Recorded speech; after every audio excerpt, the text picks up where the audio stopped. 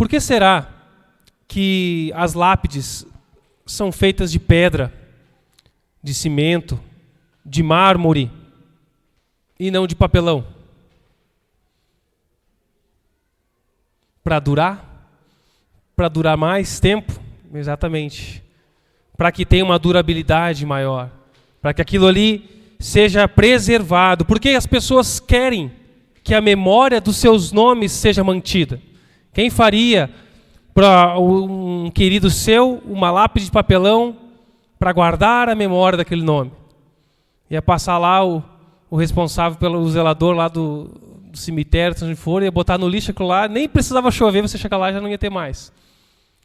Mas as pessoas querem preservar seu nome, ou o nome dos familiares, a memória da sua ascendência. Essa é a ideia de deixar um legado, em geral. E ela sempre foi uma forte motivação para a vida do ser humano. Mas o que é um legado? O que é um legado?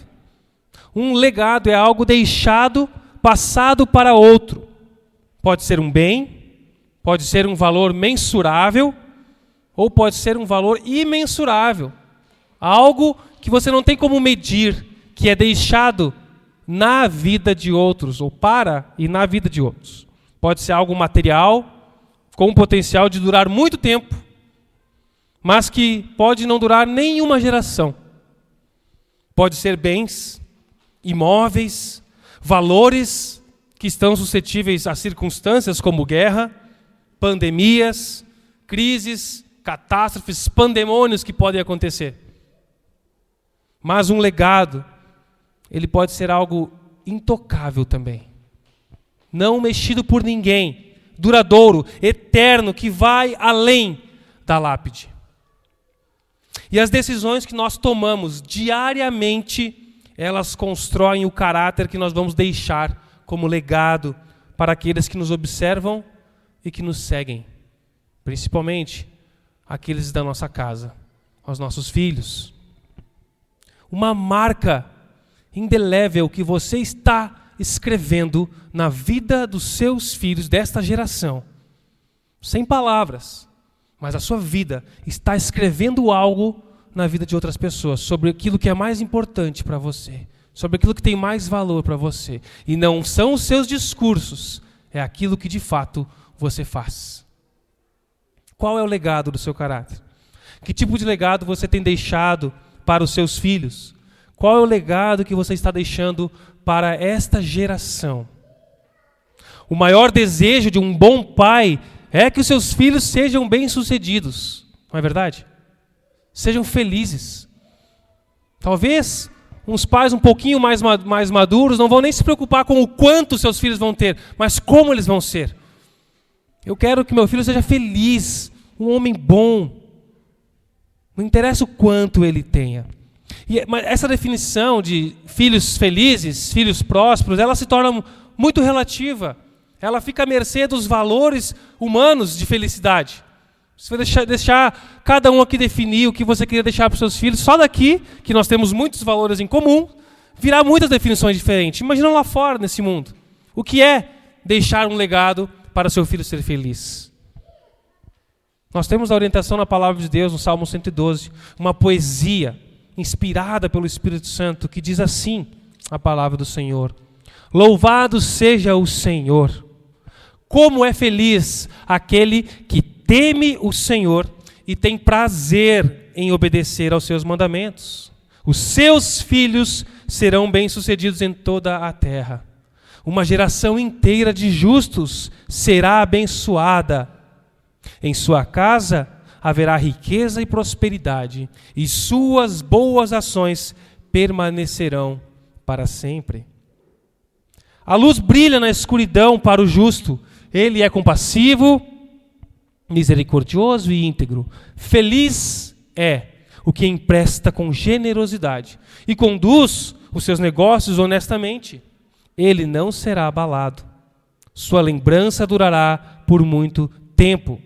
Não teme más notícias, confia plenamente no Senhor, no cuidado do Senhor. E confiante e destemido, olha com triunfo para os seus inimigos. compartilha generosamente com os pobres. Seus atos de justiça serão lembrados para sempre, e terá influência e honra. O perverso verá isso e ficará furioso, rangerá os dentes de raiva e desaparecerá. Seus desejos serão frustrados. Amém. Você sabe o que significa a palavra aleluia? Quem sabe? Aleluia. Um brado de luz na escuridão, mas o significado da palavra aleluia. A gente usa isso, mas também nessas situações. Mas o significado dessa palavra, assim, quando eu estou falando isso, o que ela quer dizer? Alguém sabe? Ninguém quer arriscar? A Fernanda arriscou. Obrigado, Fernanda. É isso aí também. Mas a palavra aleluia, que nós muito dizemos no culto, né? A gente grita aleluia, aleluia. O que será que é isso? Você já parou para pensar? Aleluia. Louvado seja o Senhor. Louvado seja Javé. Aleluia. Louvado seja o Senhor. Por isso que algumas traduções, a NVT e NVI, já começam assim: louvado seja o Senhor. Outras mais dizem aleluia. Significa que nós estamos rendendo o louvor ao Senhor, prestando a Ele um louvor, um tributo. Todo tributo seja ao Senhor. E assim começa esse salmo. Esse salmo, que é uma poesia, que ela foi escrita num acróstico. Sabem o que é um acróstico? Lembra quando a gente fazia as poesias? Minha mãe mandou para mim, ontem, sexta-feira, uma foto que ela achou de cartinhas que eu mandava para ela. E eu estava olhando a letra daquelas cartinhas. O Isaac está aprendendo a escrever esse ano. E eu não sei quantos anos eu tinha quando eu escrevi aquela cartinha, mas a letra está bem parecida. Eu acho que eu já tinha meus 8, 9 anos, mas parece que eu estava aprendendo a escrever. Uns garranchos que minha professora de segunda série me deu um caderno de caligrafia e disse: vai aprender a escrever, essas suas letras parecem os dentes de cachorro. Eu ouvi isso da minha professora de segunda série, eu amo ela. Fiz caligrafia até a 4ª série. Mas eu fiz um acróstico para minha mãe. Um acróstico eu fiz o nome dela, Carla, e escrevi uma palavra para cada uma daquelas letras. Já recebeu isso do seu filho? Assim, esse é um acróstico. Você usa uma palavra como chave, que você quer trazer uma mensagem, e a partir daquelas letras você escreve alguma mensagem ali. Esse salmo é um acróstico do alfabeto hebraico. O poeta, inspirado pelo Espírito Santo aqui, escreveu essa poesia com cada um dos versos aqui, começando por uma letra do alfabeto hebraico. Cada um dos meios versos dividido para nós como versículos. Isso é um recurso mnemônico para ajudar na memorização daquilo que quer dizer, e também uma técnica poética também. Auxilia no nosso processo de memorização. E desses 10 versículos, cada meio começando com uma letra do alfabeto nessa ordem, o foco aqui é o louvor a Deus. Aleluia! Começa, esse é o foco. Através da vida de um homem que teme ao Senhor. O homem que teme ao Senhor, que tem uma vida alinhadinha com o alfabeto, vai louvar a Deus. Uma vida de temor ao Senhor. O homem que teme a Deus. O temor ao Senhor é o maior legado que podemos deixar para os nossos filhos. E ele não tem preço. O Salmo não é uma exaltação de um homem justo. Ele começa com louvar ao Senhor, ele aponta para a glória de Deus que é manifesta, visível na vida dos seus filhos restaurados e justos. Mas o que é temer ao Senhor? Já que ele está falando sobre o temor do Senhor. Provérbios 14, versículo 26 nos diz que quem teme o Senhor está seguro e é refúgio para os seus filhos. O homem que é refúgio para os seus filhos não é o homem que acumula bens. Não é o homem que tem, sei lá o que for. A Bíblia, a palavra de Deus, os valores de nosso Deus diz que quem é refúgio para os seus filhos é aquele que teme ao Senhor. E olhando para essa poesia, a gente vai identificar nesses versículos aqui que ele faz essa adoração a Deus, ele faz uma apresentação intercalada com o que é o homem que teme ao Senhor e qual o resultado disso na vida de um homem que teme a Deus. Vamos olhar para esse salmo destacando primeiro o que é. Quais são os requisitos para a vida de um homem que teme a Deus, que quer deixar um legado eterno para a próxima geração. E depois olhamos os resultados. O que é temer ao Senhor? O temor do Senhor, o livro de Provérbios define para nós, no capítulo 1, versículo 7, que o temor do Senhor é o princípio do conhecimento, mas os tolos desprezam a sabedoria e a disciplina.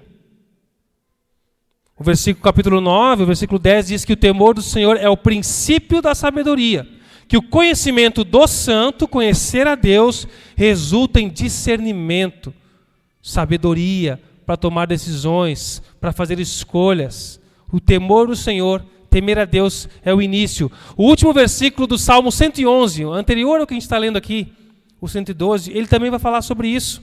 Ele fala que o temor do Senhor é o princípio do conhecimento. Todos que obedecem a seus mandamentos mostram bom senso. Um cara sensato. O temor do Senhor é o princípio da sabedoria. É um homem que começa a se tornar sábio. Como eu posso ser um homem sábio?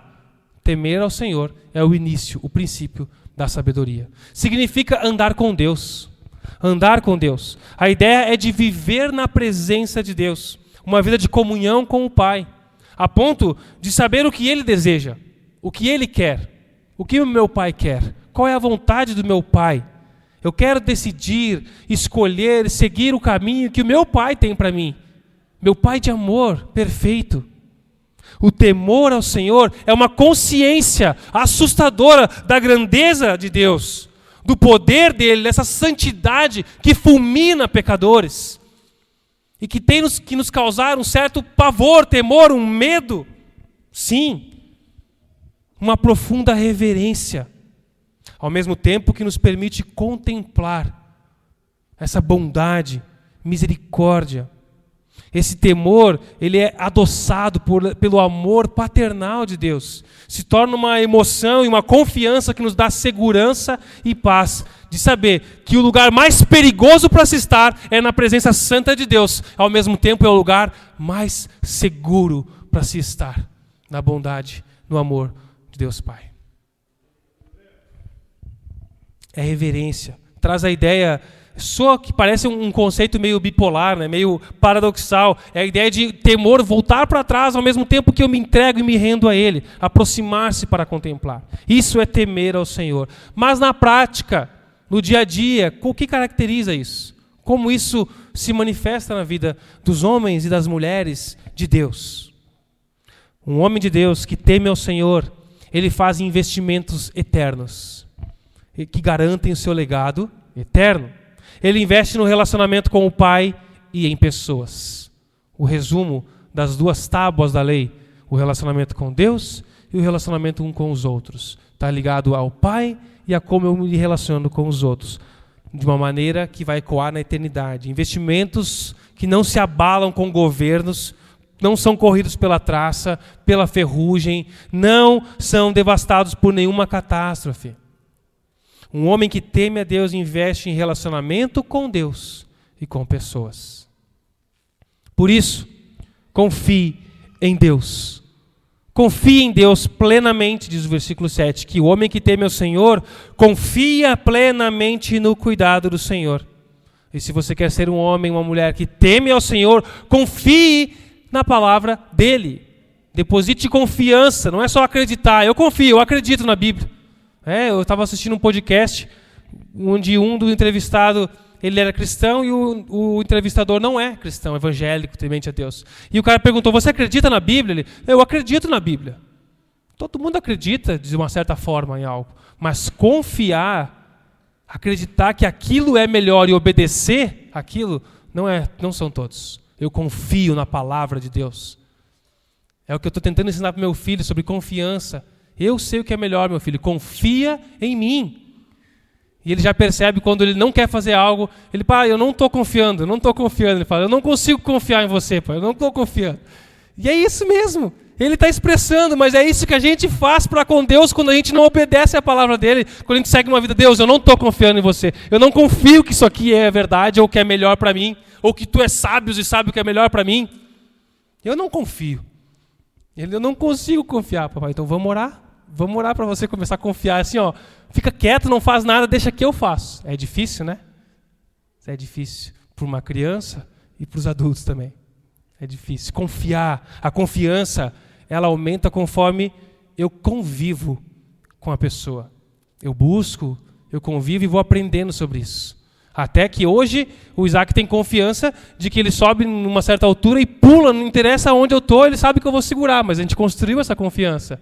Em outras coisas ele não confia ainda. E a gente vai confiando mais em Deus conforme a gente se relaciona, conhece Ele, convive com Ele e tem experiências com Ele. E vai aumentando a nossa confiança, conhecendo quem Ele é, o que Ele faz, o que Ele fez. Eu não vou vacilar, eu não vou oscilar, pois eu conheço meu Pai, que me dá segurança. Não preciso temer. Um homem que teme a Deus é resoluto no seu compromisso para com o Senhor. Ele tem compromisso. Aconteça o que acontecer, confiarei no Senhor. O nosso desafio é viver constantemente na presença de Deus, ou conscientes da presença dEle. Momento após momento, cientes da nossa incapacidade e cientes de que lá como Jesus falou lá em João, capítulo 15, versículo 5, sem mim, nada vocês podem fazer. Sem Jesus aqui, vocês não vão fazer melhorias, berçário, podem até fazer materialmente tudo o que vocês estão fazendo aí, mas o que vocês querem com isso, sem mim, vocês não podem fazer. Nós dependemos de Jesus o tempo todo, para tudo. Seja no trabalho, em casa, na igreja, nas férias, precisamos e devemos confiar em Jesus em cada circunstância da nossa vida e lembrar disso. Se lhe falta confiança, você precisa conhecer mais a Deus. Se lhe falta confiança em Deus, você precisa conhecer mais a Ele. E como é que se conhece a Deus?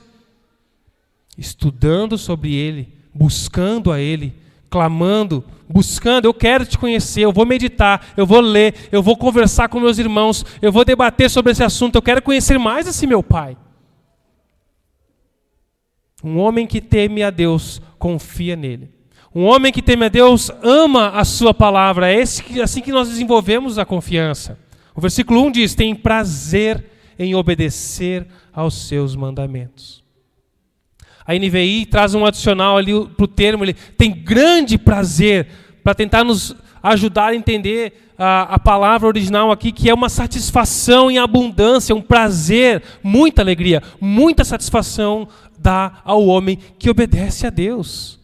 Quem anda com Deus tem convicção de que a Bíblia é a sua palavra, ouve com fé e obediência. Se alegra, se deleita, pois confia que Deus está falando na palavra. Jesus tinha muito dos salmos em mente, lá em João capítulo 14, 21, quando ele diz o seguinte, quem tem os meus mandamentos e lhes obedece, esse é o que me ama. Quem conhece os meus mandamentos e me obedece.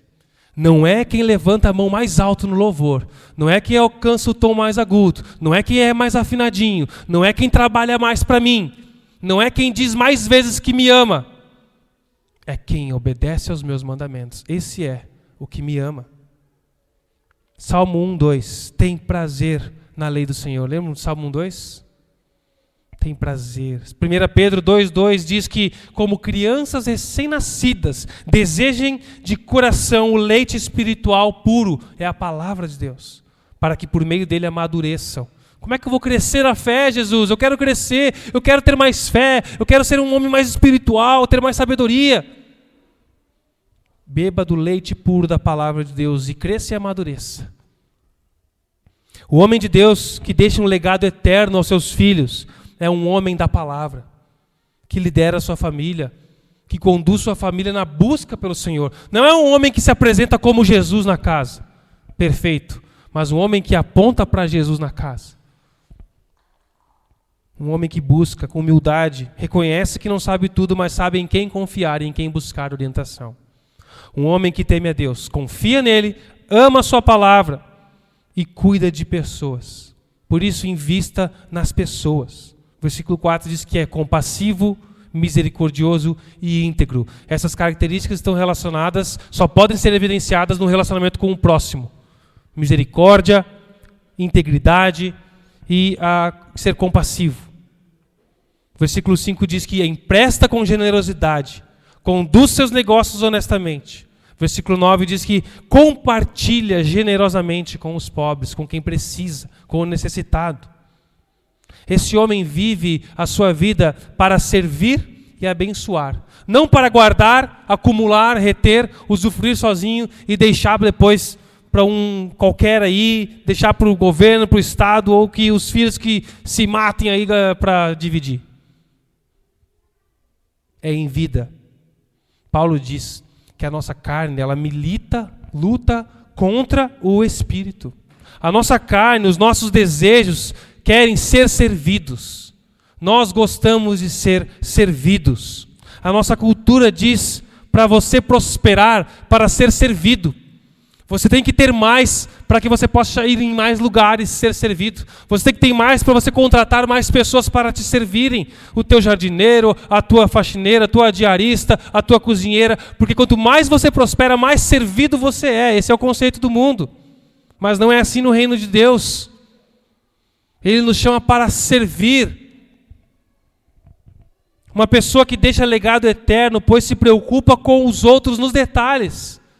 E é por isso que nós, como o Fabiano falou, estamos fazendo as melhorias aqui, para a gente acolher melhor as pessoas, nos detalhes. Legado eterno. Não está preocupado com o retorno que vai ter. Quanto isso vai me retornar? Qual é o meu cashback nisso? Em quanto tempo? Esse tipo de pergunta não cabe no serviço a Deus. É legado eterno. Fazer diferença na vida de alguém, abençoar pelo prazer de abençoar alguém. Servir, se doar, ser generoso. Essa é a vida de Cristo em nós. Cristo em mim.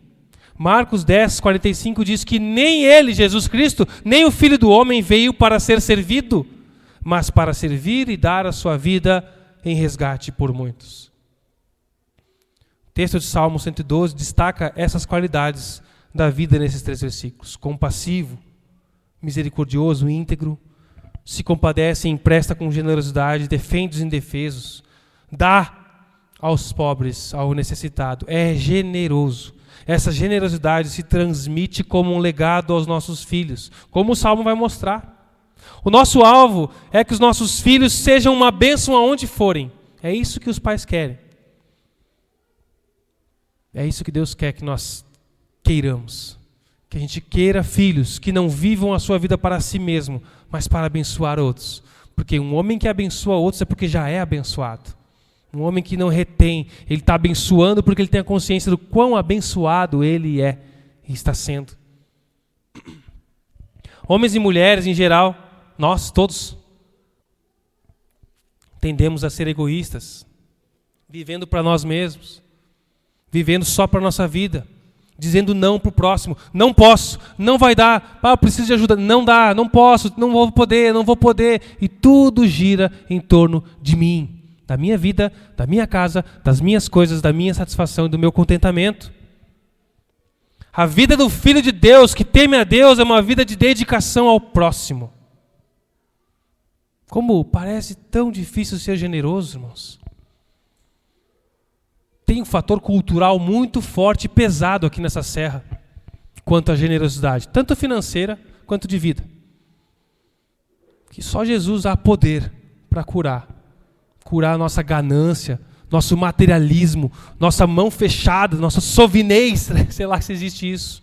O quanto nós somos apegados a tudo que Deus nos dá. Não é meu, eu não posso. Deus te dá para você abençoar, para que o reino se expanda, para que outros olhem para você e vejam que característica é essa. Essa pessoa que é fora do padrão. Ele é fora do padrão do mundo porque ele tem o padrão de Deus inculcado nele. Mas o nosso coração está muito semelhante ao padrão desse mundo. Que diferença há nos seus hábitos quanto aos hábitos das pessoas lá fora? Quanto à generosidade, a ajudar as pessoas, a gastar tempo em prol do outro, a gastar recurso, a tirar do seu bolso para ajudar alguém, para abençoar algo. Como é difícil. Só Jesus. Um homem que deixa um legado eterno, anda na presença do Senhor, teme ao Senhor, confia no Senhor, ama a sua palavra e busca viver conforme a sua palavra, abençoando a todos ao seu redor. Ele tem paixão pelo Pai, paixão pela palavra e paixão pelas pessoas. Eu me preocupo com o bem-estar do próximo. Eu me preocupo em como essa pessoa está se sentindo em como ela está precisando, como é que eu fico tranquilo em chegar em casa e estar tão confortável com o meu aquecimento de tudo, do meu piso, das paredes, do teto, do meu travesseiro, do meu colchão, e estar super bem, e imaginar que há um irmão meu, ao qual eu canto do lado dele no domingo, que pode estar passando frio, e pode estar faltando algo na sua geladeira, na sua despensa. Isso nem estava programado aqui para falar, mas tem me incomodado. Como está o nosso coração? Isso é egoísmo, irmãos. Materialismo. Isso é diabólico. Não reflete o caráter de Deus. Deus tem misericórdia de nós, Jesus. Mas uma vida contrária disso só é possível por meio de Deus, de Jesus. Não é o seu esforço. Porque a gente se esforça e a gente patina muito na força do nosso braço. A gente consegue hoje. A gente consegue domingo que vem. E depois a gente esquece de novo. É uma obra de Jesus em nós, quando você se rende ao poder dele e clama para que ele opere em nós. Esse milagre que é crescente na nossa vida. Até que seja tão natural, tão tranquilo você abençoar outros, que a sua mão esquerda nem vê o que a mão direita fez. Eu faço e não fico contabilizando, eu abençoo. Se já está aqui, é porque está na minha mão, é por um propósito divino. Deus pode operar milagre em mim, que também luto com essas questões, e em você. Só Deus pode. É possível uma vida assim por meio da graça de Deus em Cristo Jesus e do Espírito Santo que habita em todo aquele que crê. Foi por isso que Jesus foi para a cruz, levando a nossa maldição, o nosso castigo, para que a vida dele fosse a nossa. A nossa foi a dele, maldição, castigo, morte, e a dele seja a nossa, bênção, cuidado, prosperidade, santidade. Gálatas 2 diz, fui crucificado com Cristo, já não sou mais eu quem vive, mas Cristo vive em mim. Só o meu bolso que ainda é meio gringo, mas o resto está de Jesus, só os meus hábitos alimentares que ainda não mudei. E tudo bem, a gente não vai mudar tudo do dia para a noite. Eu estou falando aqui de generosidade porque o texto fala disso, mas tem muitos hábitos que a gente arrasta para a nossa nova vida que era para ser abandonado. E que a gente precisa de exposição, luz sobre as trevas, onde a palavra de Deus joga luz, mostra aquilo que precisa ser mudado, confrontado pelo Espírito, capacitado por Ele, nós vamos sendo transformados de glória em glória, mais santos e mais parecidos com Jesus. Essa é a vida com Cristo. Envolve renúncia, envolve confissão, arrependimento e exaltação, glorificação constante. Não é uma cápsula que você toma no dia que você levanta a mão dizendo eu aceito Jesus.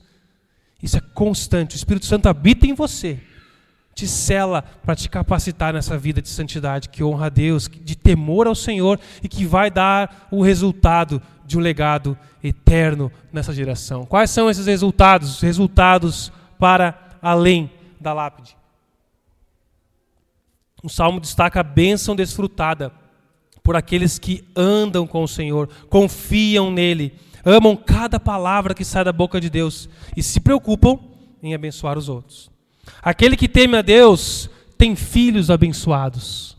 Versículo 2 diz isso. Seus filhos serão bem-sucedidos em toda a terra. Um dos principais privilégios do legado que você deixar são os que você pode deixar como alguém temente a Deus, são descendentes abençoados com o caráter de Jesus.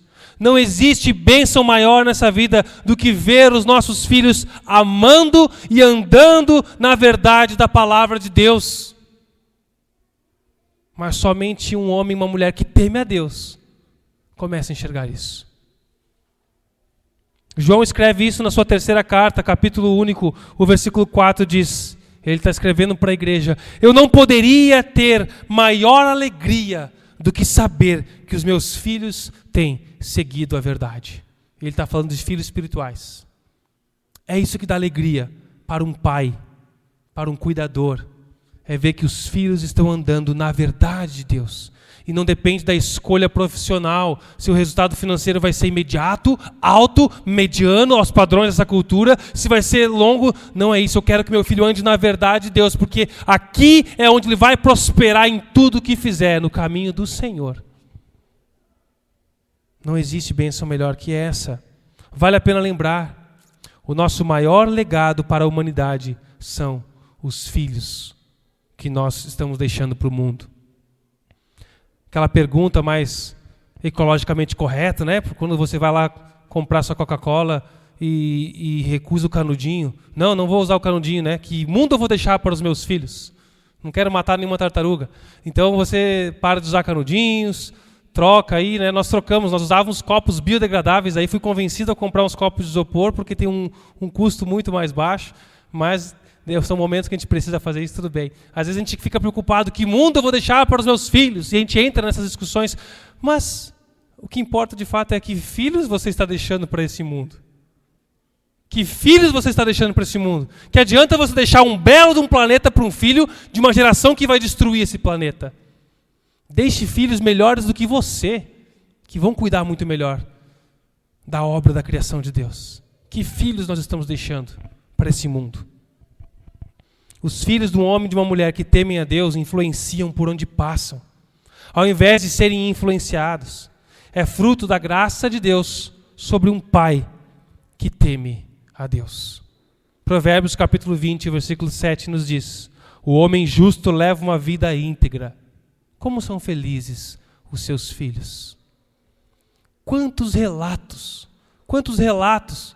de filhos, herdeiros de grandes propriedades, empresas e patrimônios, que não estariam nem aí, trocariam tudo o que os seus pais deixaram para poder ter tempo com os pais, para poder desfrutar de um pai justo e íntegro. Quantos? Mas não há nada de novo debaixo do sol. A gente vai vivendo e fazendo as mesmas coisas. O homem íntegro, o seu temor a Deus é que dará alegria aos seus filhos. É o seu temor a Deus que vai trazer a alegria verdadeira aos seus filhos. Travou aí? Pode passar. Não está passando? É o seu temor a Deus que vai trazer a alegria verdadeira aos seus filhos.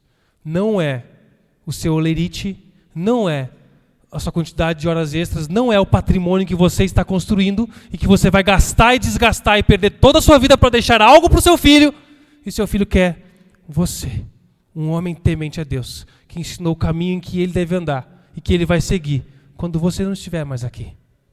E a gente não sabe quando será. A gente acha que vamos estar velhinhos, a gente quer isso, quer ver os nossos filhos, queremos ver os nossos netos. Mas guarde isso no teu coração e que isso vá para a tua consciência, para as tuas mãos, para o teu labor, para a tua dedicação. É o teu temor a Deus que vai trazer a alegria verdadeira aos seus filhos. A maior justificativa que eu ouço e que o mundo inteiro dá, né, para tudo que a gente faz, eu faço isso pelos meus filhos. Será que é isso que teus filhos querem que você faça? Por que você faz tanto assim? Por que tu faz tudo isso? Por que tu trabalha tanto? Por que tu fica tanto tempo assim fora de casa? Por que eu faço isso pelos meus filhos?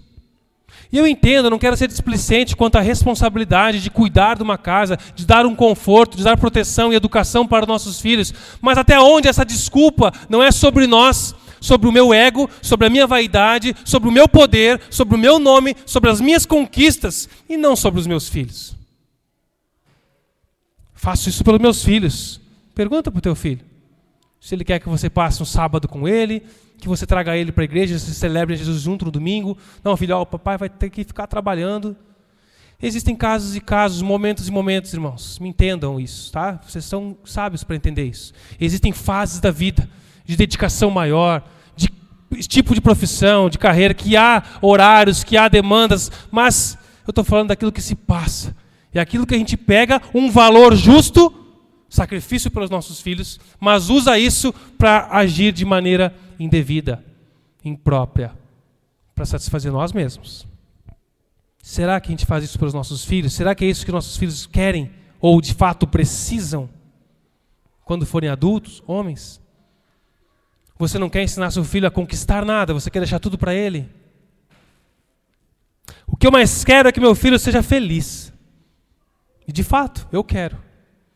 Eu não quero que meus filhos sofram.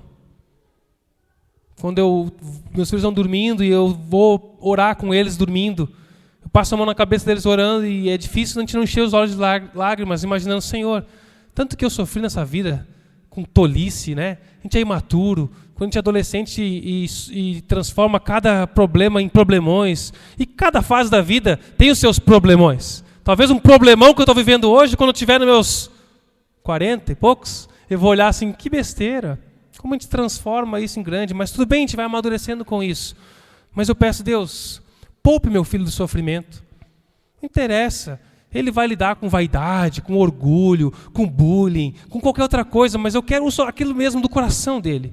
Paz, conforto e segurança em ti, que só tu pode dar. Mas quem é que é responsável por ensinar isso aos nossos filhos? Será que é o meu ralar lá fora que vai ensinar isso para o meu filho? Ou é eu ser um homem temente a Deus e que ensina em casa a palavra de Deus que vai fazer isso, vai trazer essa felicidade? É por isso que é o nosso temor a Deus que vai resultar em alegria aos nossos filhos. É isso que diz, seus filhos serão abençoados. O homem que teme a Deus é próspero. Em sua casa, diz o versículo 3, haverá riqueza e prosperidade. Tem muita besteira sendo falada no que diz respeito à prosperidade na vida de um crente fiel. Mas é inegável. Não dá para a gente negar que a palavra de Deus, sim, nos faz prosperar. Um homem sábio, por quê? Tirando as heresias desses falsos mestres, enganadores e enganados aí, existe um sentido em que a vida de uma pessoa temente a Deus, piedosa, traz grandes recompensas nessa vida também. Tem muita gente que buscando a Deus como barganha. Eu quero que a minha empresa prospere, eu quero que meus negócios prosperem, eu quero que dê tudo certo. Usa Deus como uma mendiga, mais uma mendiga na sua vida. Não é isso. Mas o homem que teme a Deus, ele sim será sábio e próspero. O livro de Provérbios nos ensina esses princípios. O estilo de vida de um homem que teme a Deus é diferente. Ele lida com as finanças de maneira diferente. Ele evita vícios. Ele não desperdiça seus bens de forma fútil. Ele não gasta além das condições que permitem para não desonrar o nome de Deus, não dar mau testemunho. Ele evita dívidas. Ele sabe quando entra, quanto entra, sabe quanto sai. É diligente, é bom administrador, é contente com o que tem. Isso a palavra de Deus ensina. E é óbvio que qualquer um que aplicar esses princípios e conceitos vai colher bons resultados, porque são princípios eternos que Deus criou. Mas acima disso, a riqueza e a prosperidade, elas estão intimamente ligadas com contentamento e satisfação. Contentamento e satisfação. Tem gente que tem tão pouco, é tão miserável, que tudo que ela tem na vida é dinheiro. Só tem riquezas. Tem gente que tem muito, mas continua a querer mais, sempre insatisfeito, espírito miserável. E eu conheci pessoas, convivi com algumas pessoas por algum tempo, gente que financeiramente não precisa se preocupar mais, não sei, parar, que a gente não foi feito para parar de trabalhar, mas o cara podia ficar gastando o resto da vida dinheiro, não precisa se preocupar com isso. Mas um espírito miserável não consegue desfrutar de uma coxinha na padaria, não consegue ver uma pessoa sorrir ao dar um presente para ela. Como é bom ver pessoas sorrindo com algo que eu pude participar dessa alegria. Não é generoso. Essa riqueza e prosperidade aqui não tem a ver com quem tem mais, mas é com quem precisa de menos. Quem está satisfeito. Prosperidade, satisfação e contentamento vem ao homem e mulher que temem a Deus. Também tem direção de vida. Versículo 4 diz que a luz brilha na escuridão para o justo. Ou, parafraseando o versículo, para o justo tem uma luz no fim do túnel. Tem direção. O homem de Deus tem orientação, tem um mapa do labirinto desse mundo que a gente vive, de tantas opções e escolhas e esquinas que todo dia a gente tem que tomar uma decisão. O homem que teme a Deus tem sabedoria para tomar essa decisão. Sabe em quem confiar, é uma ovelha do bom pastor, ouve a sua voz. Não ficará perdido na vida, não viverá na crise do eu não sei mais o que fazer com a minha vida. Eu não sei, eu estou na dúvida se eu compro uma bicicleta ou se eu caso. Aquelas dúvidas cruéis da nossa vida. Um homem que teme a Deus tem direção, sabe tomar decisão. É óbvio que nós vamos procurar conselhos, porque a palavra de Deus nos orienta. que na multidão de conselhos da sabedoria. É óbvio que nós vamos ponderar as coisas, somos ensinados, somos direcionados a isso. E teremos sabedoria. Terá a direção do Espírito de Deus. E o homem que teme a Deus tem estabilidade, apesar das más notícias. Não será abalado, diz o versículo 6. O versículo 7 diz que não teme as más notícias. Você está com medo de alguma notícia que pode sair amanhã? Você está esperando alguma manchete para que algo mude a sua vida, direcione as suas decisões? O homem que teme a Deus não teme a más notícias. Más notícias. Observe como a Bíblia não garante a ausência de más notícias. Não diz que o homem que teme a Deus jamais receberá más notícias. Isso é uma inverdade. O homem que teme a Deus não teme as más notícias, tem estabilidade durante isso. Ele sabe que quando ele passar pelo vale da sombra da morte, o bom pastor está com ele. Quem está firme em Jesus não é derrubado, não perece diante das notícias. Quando elas chegam, nós podemos nos assustar, podemos ter um período de sofrimento, mas sabemos onde encontrar descanso, proteção e direção. Lembram de Davi? Davi, quando foi perseguido por Saul, ele tinha que se mover. Ele tinha que ficar trocando de esconderijo, fugindo. Mas ele sabia, tinha segurança em Deus. Não se desesperou. Não teve nenhuma atitude precipitada. Não entrou em pânico. Pelo contrário, ele ainda era aquele que pacificava e acalmava o seu exército, os seus homens. Calma, não se desespere. Teve a chance de acabar com aquilo, quando Saul entrou lá para fazer suas necessidades na caverna, e ele estava lá escondido. Como Deus tem um senso de humor tremendo, né? Olha essa situação. E aí vou matar esse cara, acabou tudo, pronto, eu sou aclamado rei. Não faça nenhum mal ao ungido do Senhor. Como tem gente que distorce isso hoje em dia, né? Mas aquele homem que era um líder escolhido por Deus, Deus disse para Davi, eu sei a ordem que isso vai acontecer. Não é você que vai tirar o rei que eu coloquei. Apesar de eu já não estar mais com ele. E ele corta só a gola do manto ali, um pedaço, depois provar, por isso que não fez nenhum mal. Mas Saul se desesperou, entrou em pânico diante da invasão dos filisteus, a ponto de procurar ajuda na bruxaria. Eu não sei o que fazer, os filisteus estão chegando aí, o que eu vou fazer? Samuel já morreu, nós não sabemos mais. O meu bom pastor, eu tinha um pastor quando eu era jovem, aquele cara sempre me dava bons conselhos, mas agora eu não tenho mais, o que eu vou fazer? Eu já não moro mais naquela mesma cidade que tinha aquela igreja tão legal, agora eu estou na rocha, e essa é a igreja que Deus tem para você. E aí você se desespera, o que eu vou fazer? Saul, o rei do povo de Israel, foi procurar ajuda numa bruxa, numa cartomante lá, e invoca Samuel aí do mundo dos mortos, porque eu preciso de uma direção. Olha o desespero. Contrariando ordens claras do Senhor para não consultar os mortos, não praticar esse tipo de feitiçaria. E a gente começa, eu vou ter que dar um jeito, Esse final de ano virou agora, eu vou ter que sonegar. Deus, eu vou ter que dar um jeito, olha quanto dinheiro de imposto. Se eu usar esse dinheiro para acender minha lareira, ele vai ser mais bem utilizado. Talvez. Mas Deus te disse, dai a César o que é de César. E a Deus o que é de Deus. Honre ao Senhor. E confia nele. E a gente se desespera diante das notícias e se precipita. Um homem de Deus, temor ao Senhor. Você não vai precisar ignorar diante do perigo. Você vai saber onde procurar ajuda. Um lugar onde a sua ansiedade vai ser acalmada. Onde você vai receber paz e confiança. Provérbios capítulo 12, o versículo 3 nos diz: ninguém consegue se firmar mediante a impiedade. Uma vida ímpia, injusta, longe de Jesus. Mas não se pode desarraigar, se arrancar o justo. O justo está bem enraizado. Permanece firme. O homem que teme a Deus, para o homem que teme a Deus se cumpre a palavra do profeta Isaías, capítulo 62, o versículo 3, que diz: tu, Senhor, guardarás em perfeita paz aquele cujo propósito está firme em ti, porque ele confia em ti.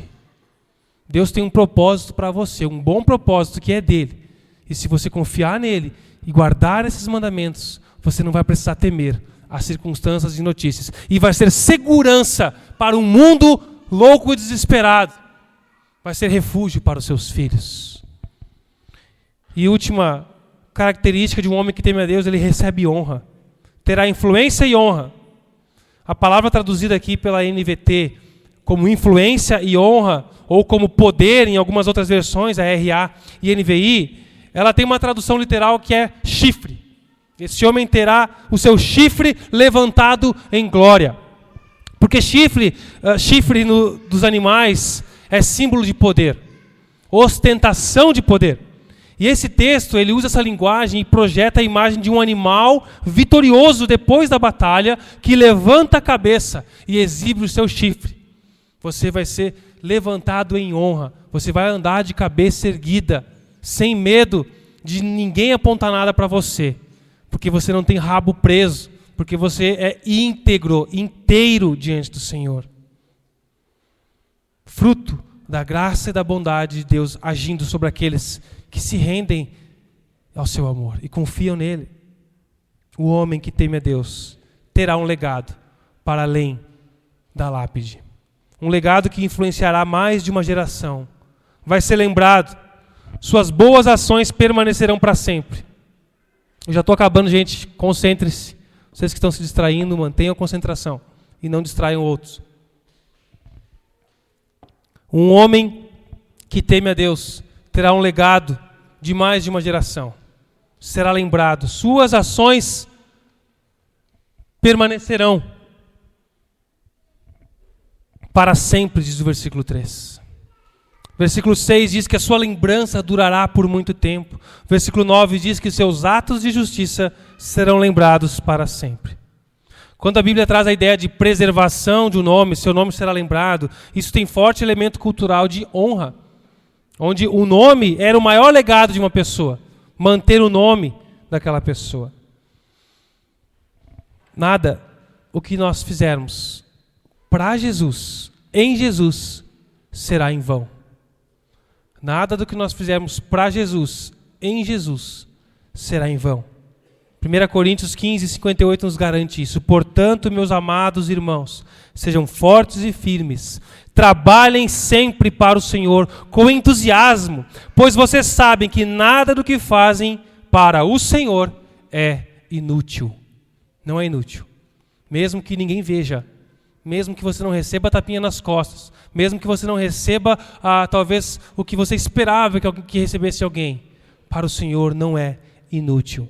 O homem que teme a Deus terá um legado eterno, memórias, ações que não poderão ser apagadas, pois foram para com Deus e para com pessoas. Lembram o temor que a gente começou falando? O homem que teme a Deus se preocupa em se relacionar com Deus e que isso reflita nas pessoas. Obras e ações que o fogo da justiça de Deus não queimará. Vai passar para a eternidade. Deus nos preservará, o homem que teme a Deus. O Salmo termina com um versículo de contraste que entra, parece que de supetão aqui no versículo 10. Está falando do homem íntegro, de repente no 10 diz que o perverso verá isso e ficará furioso, rangerá os dentes e desaparecerá. Seus desejos serão frustrados. Ou seja, tudo que o justo recebe escapa das mãos dos ímpios. Ele pode ter por um tempo, mas vai escapar das suas mãos, do incrédulo. Eles perecem sem esperança, no anonimato no céu. Perecem e serão eternamente frustrados. Provérbios 10, 7 nos deixa esse princípio. O justo deixa boas lembranças, mas o nome dos perversos desaparece. O temor do Senhor produz um legado eterno. Um homem que teme a Deus verdadeiramente será e está de fato amando e fazendo o melhor para os seus filhos. Temer ao Senhor, servir ao Senhor, buscar ao Senhor, mostrar na prática para os nossos filhos que o que mais importa é agradar a Deus Pai. Não, seus filhos não serão enganados com seu discurso. Talvez ainda infantos, mas eles vão crescer e vão ver a incoerência entre o seu discurso e a sua prática. Ou eles vão ver que a sua prática fala muito mais alto que as suas palavras, e ele vai dizer, é isso que eu quero para a minha vida. Essa segurança, essa estabilidade, essa confiança, esse temor a Deus que o meu pai, que a minha mãe têm ao Senhor e me ensinaram vivendo isso em casa. O Salmo fala da vida de um homem que teme a Deus, que busca a Deus e que se parece com Jesus, aponta para Jesus, glorificando a Deus. Há uma conexão entre o Salmo 111 e o 112. Há uma relação aqui que não é coincidência. O 111 também é um acróstico. E o 111, ele fala mais, focaliza em Deus, da criação de Deus. E o 112 falando mais do homem que teme a Deus. E essas são as maneiras de revelar a glória de Deus. Deus se revela a si mesmo pela sua criação, pela sua grandiosidade, e usa o homem que teme a Ele para revelar também a sua bondade, o seu amor, abençoando seus filhos, prosperando esse homem, dando alegria a todos, esses que confiam nele. Esse homem que será verdadeiramente feliz, como começa o versículo 1, bem-aventurado serão esses homens, e seus filhos serão felizes. E não apenas filhos de sangue, mas filhos espirituais. Pessoas que nós estamos convivendo, pessoas que olham para nós, e nós não temos aqui a cultura da paternidade gospel, de honra como um pai, mas nós estamos sempre deixando um legado, imprimindo algo na vida de outras pessoas, como pais para filhos. Pessoas que olham as suas atitudes, pessoas que Deus coloca na sua vida para que você seja como um pai, como um cuidador, protetor e direcionador, para que ele seja uma flecha do Senhor que vá mais longe que você. Filhos espirituais, pessoas que Deus coloca no nosso convívio, para que nós sejamos como pais, filhos espirituais. Por isso, tema ao Senhor, confie nele, ame a sua palavra e sirva cuidando de pessoas. E você vai usufruir de bênçãos aqui e na eternidade. Estará sempre presente, será sempre lembrado, não por uma lápide de mármore, de cimento, mas por um legado eterno na vida dos seus filhos e da sua geração. Vamos orar? Feche seus olhos. Eu quero convidar o grupo. Isso começa hoje, meus irmãos. Começa hoje. Começa hoje fazendo o que Jesus diz. Por isso, pare, pense e reflita. Todos nós.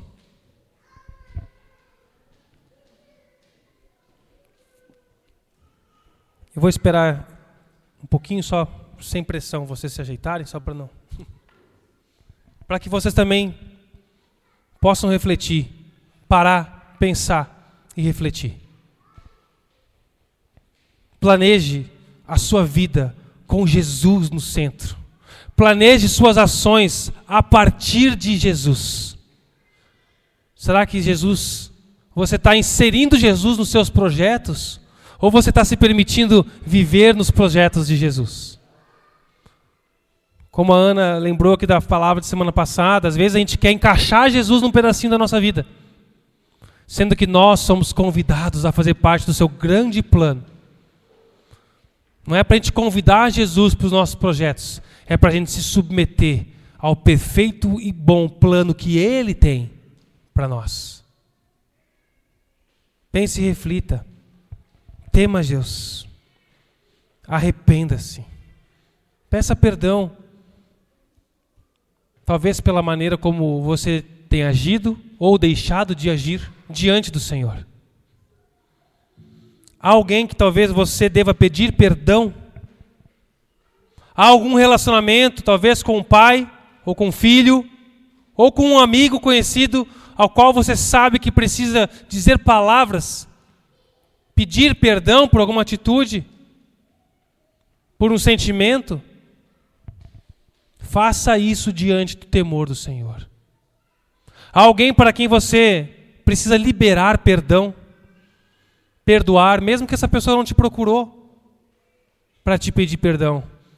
Faça isso no temor do Senhor.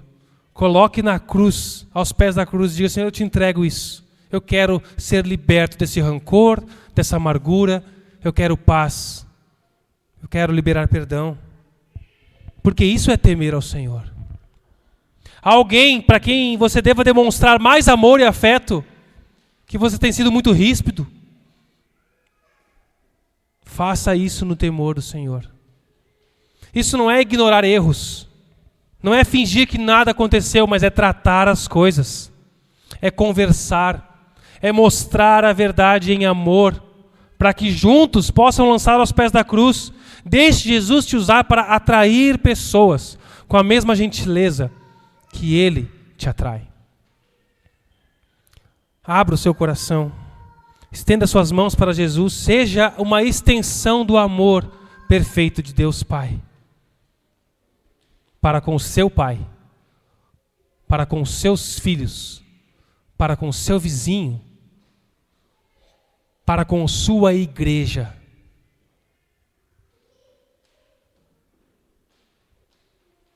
O que fazemos aqui, disse um sábio uma vez, ecoa na eternidade.